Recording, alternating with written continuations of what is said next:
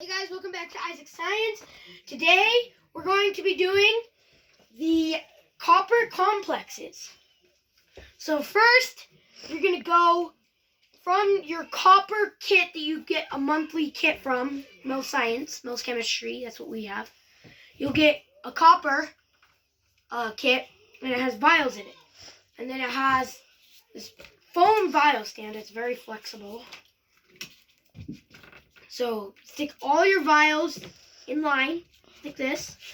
Make sure that you can see the milliliter numbers on it, because that's very important so that you know what to do, where to fill up the ingredients.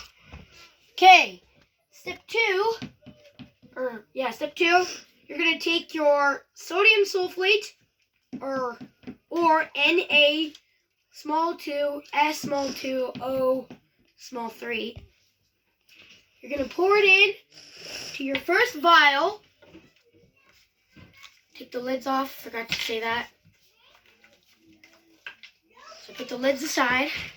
Take your sodium sulfate, fill it up to the 1 milliliter.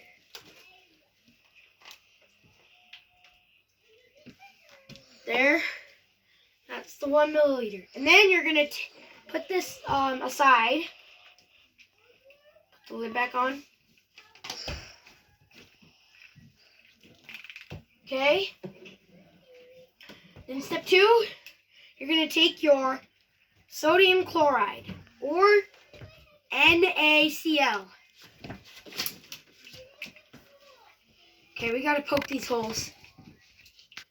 Okay, so we've poked there's a little like paper towel thing in there. You have to poke it through the dropper so that you can go put the stuff through. So in the first vial that we poured the yellow stuff in, we're going to fill it up to the 4. And then the one right next to it, I put a little too much in there.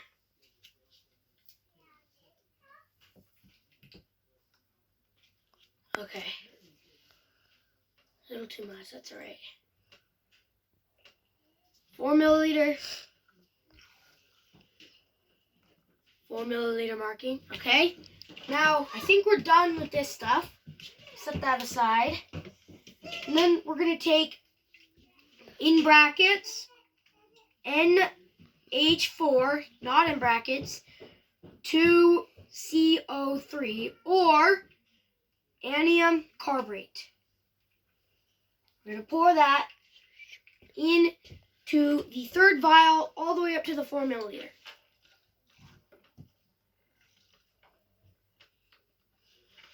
All right, so all of your vials should have about 4 milliliters of stuff in them. Now, all right, here, you guys can see real quick. All of them should have 4 milliliter markings on them, hopefully. There you go. Next, after that, we're going to take our CuSO4 copper 2 sulfate. And we're going to pour it in all 3 of them to the 5 milliliter marking.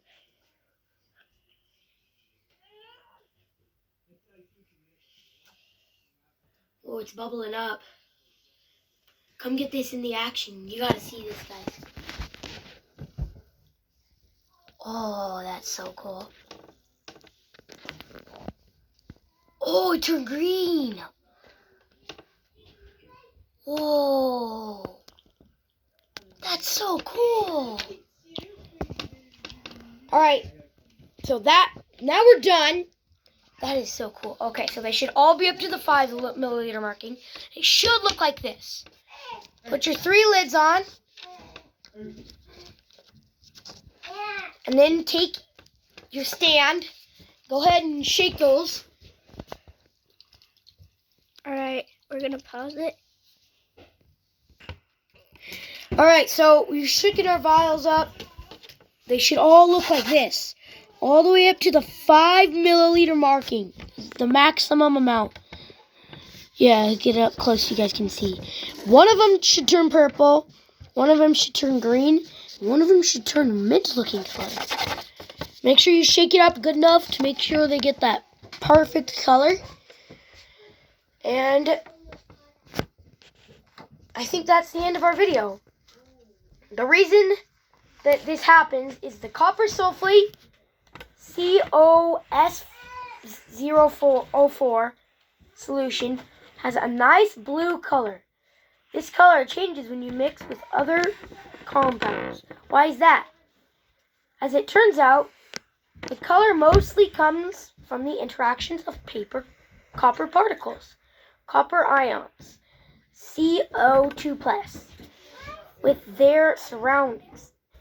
In the COS04 solution, for example, they are surrounded by H2O molecules.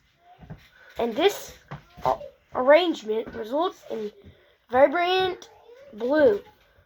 By the way, copper sulfate crystals owe their blue color to water as well. As you can see in another experiment from this set, anium carbide yields some amina NH3 molecules in the solution, which easily replace the water molecules with around CO2+. This arrangement, known as copper ammonia complex, produces a rich dark blue color. The sodium chloride NaCl solution contains a chloride ions Cl- when Cu2+ is surrounded by these. You can be observe and really beautiful green. What decidium disulfate Na2S2O5 does is a bit trickier.